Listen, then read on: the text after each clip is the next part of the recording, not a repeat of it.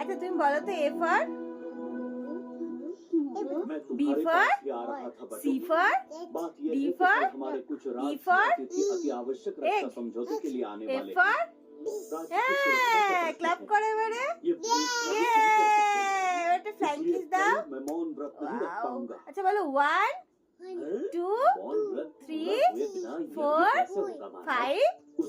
5 बोलो 6 7 आगे 7 बोलो महाराज के स्थान पर 7 संकल्प लेके सुव्रत बोलो 7 7 कोई और क्लैप करो बोलो 7 सेनापति बटुक अच्छा तो नाच